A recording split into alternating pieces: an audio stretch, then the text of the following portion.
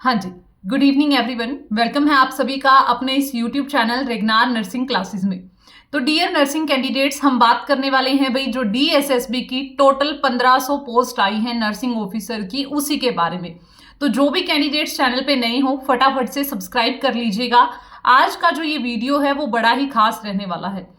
क्यों भाई? क्योंकि आप लोगों के पास सिर्फ 3 महीने हैं और इन 3 महीने के अंदर आपको करना है अपना जो सेंट्रल गवर्नमेंट का जो आपका ड्रीम है जॉब करने का, नर्सिंग ऑफिसर बनने का, वो पूरा करना है। तो इन्हीं 3 महीनों के अंदर आप लोग बिल्कुल बढ़िया से बढ़िया रैंक के साथ सिलेक्ट हो सकते हैं, चाहे आप फीमेल हो चाहे आप मेल हो।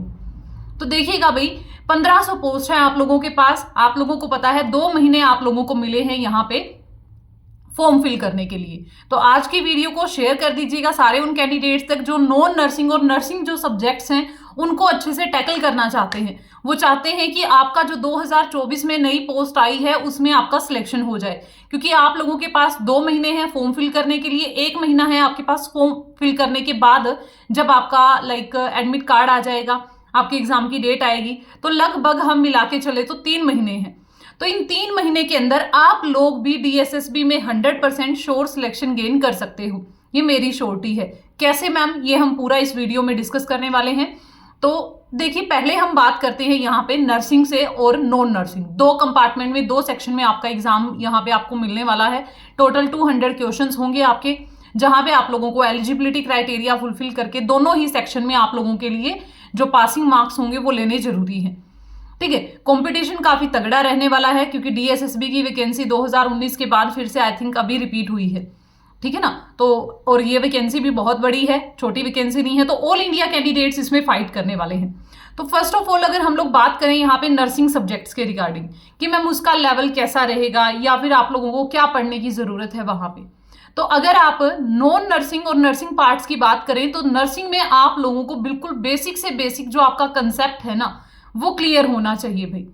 बेसिक कंसेप्ट का मीनिंग क्या है मैम? कि आपके पास नर्सिंग प्रायोरिटी की बजाय अगर आप फोकस करते हो बिल्कुल बेसिक नर्सिंग पे, फॉर एग्जांपल जो 1 लाइनर 2 लाइनर जो क्वेश्चंस हैं उनके ऊपर आप अगर ज्यादा फोकस करते हो तो वो आपके लिए डीएसएसबी में एकदम परफेक्ट प्रिपरेशन के लिए सही रहेगा।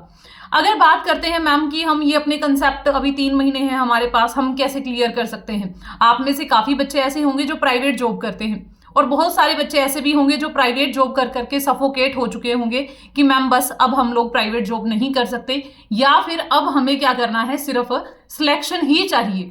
तो देखिए, ये 3 महीने जो हैं वो पूरे क्रिटिकल है। मैं काफी बार क्लासेस में भी, आज भी मैंने आपको ये चीज बताई थी कि ये 3 महीने जो है ना, आपने पीछे जितना भी सफर किया है, अगर आप ये 3 महीने अच्छे से अपनी प्रिपरेशन के लिए लगा देते हो तो आप लोगों के लिए ये जो वैकेंसी है रामबाण साबित होगी, क्योंकि सिर्फ आपको 3 महीने ही पढ़ना है। नोटसेट के अगर आप डेज कैलकुलेट करके देखोगे तो आपके पास 80 से 85 दिन है। ठीक है, 90 थे, आप दिन बाय दिन काउंट अपना जो काउंटिंग है वो माइनस करते जाओ, क्योंकि डेली का 1 दिन जा रहा है। आप नहीं पढ़ रहे, बट बाकी जो बच्चे हैं वो तो अपनी प्रिपरेशन कर रहे हैं। वो आज से 3 महीने पहले ही, जब सितंबर गया था, सितंबर में रिजल्ट आ गया था, उसके बाद से ही उन्होंने अपनी प्रिपरेशन जो है वो कंटिन्यू रखी है, क्योंकि उन्होंने अपना एक गोल बनाया हुआ है। आप लोगों को भी ये 3 जो महीने हैं ना, ये ऐसे गुजारने हैं भाई, ऐसे इनका यूज करना है कि आप लोगों को ये लगे कि हाँ मेरा खुद का सिलेक्शन हो जाएगा, या अब की बार तो मैं जो सिलेक्शन है अपना निकाल ही लूंगी या निकाल ही लूंगा। ठीक है भाई, तो ये 3 महीने पढ़ने हैं आपको। नर्सिंग में जो आएगी डीएसएसबी में वो बिल्कुल बेसिक नर्सिंग आएगी, 1 लाइन 2 लाइन, ये 2 लाइनर्स ही ऑलमोस्ट क्वेश्चंस आएंगे वहां पे। उसके बाद में बात करते हैं यहाँ पे कि जो मैम सेक्शन बी आएगा हमारा। देखो, अगर सिर्फ आप नर्सिंग वाले सेक्शन में ही क्वालिफाई होते हो तो आप एलिजिबल नहीं होगे। आपका जो एग्जाम है वो दोनों ही सेक्शंस में आपको क्वालिफाई होना जरूरी है, जिसमें कि मैथ, रीजनिंग दोनों आने वाले हैं, साथ में आपकी जीके भी आएगी और कुछ करंट अफेयर्स जो हैं वो आप लोगों को माइंड में रखने हैं। अब मैम जीके के लिए हम क्या करें, मैथ्स के लिए क्या करें, रीजनिंग के लिए क्या करें? देखिए, वो 10th और जो +2 वाला जो जितना भी मैथ आप पढ़ के आए हो वही उसमें आने वाला है। रीजनिंग बेसिक आने वाली है। तो आप लोगों के लिए हम लोगों ने जो नर्सिंग और नॉन नर्सिंग दोनों सब्जेक्ट्स की सेपरेट क्लासेस रखी हैं, जिसमें आपका जो डीएसएसबी का कंप्लीट सिलेबस है विद नॉन नर्सिंग सब्जेक्ट्स वो भी आप लोगों को करवाया जाएगा, क्योंकि लिमिटेड सा आप लोगों का सिलेबस है। उसी सिलेबस में से जो आपको एग्जाम में एग्जैक्टली जो क्वेश्चंस आने वाले हैं वही आपको नॉन नर्सिंग जो सब्जेक्ट्स हैं उसी के थ्रू प्रॉपर चैनल आप लोगों को करवाया जाएगा।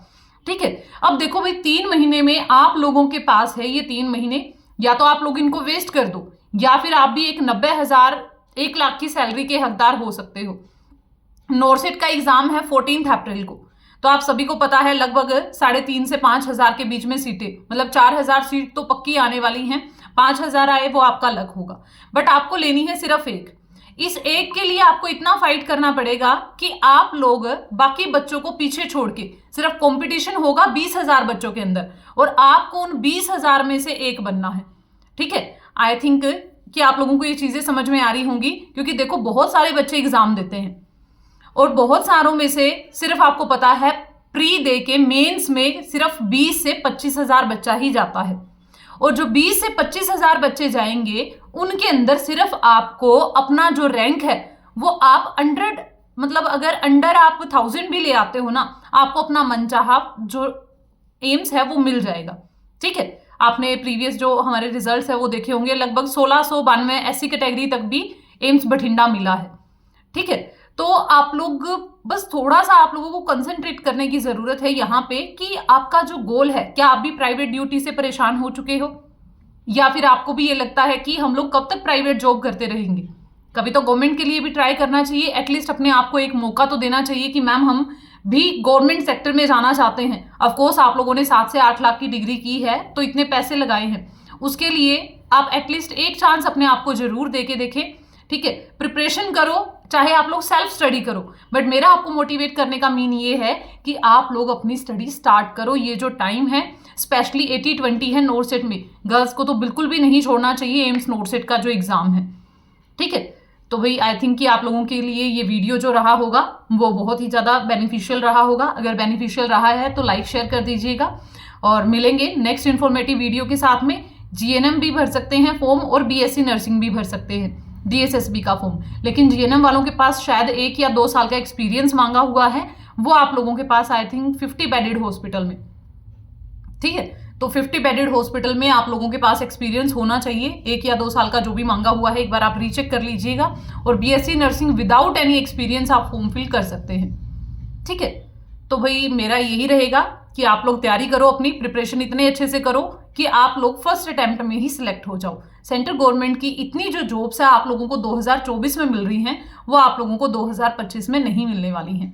ठीक है, अभी जो DSSB की वैकेंसी है 3-4 सालों में अभी आई है, तो आप लोगों के पास गोल्डन एंड डायमंड चांस है अपना सिलेक्शन निकालने के लिए। वीडियो अच्छा लगा लाइक शेयर कर दीजिएगा, मिलते हैं नेक्स्ट वीडियो में। एंड जो भी बच्चे बैच ज्वाइन करना चाहते हैं नंबर पे कॉल करके मैसेज करके आज ही ज्वाइन कर सकते हैं 3 month special batch. Thank you so much.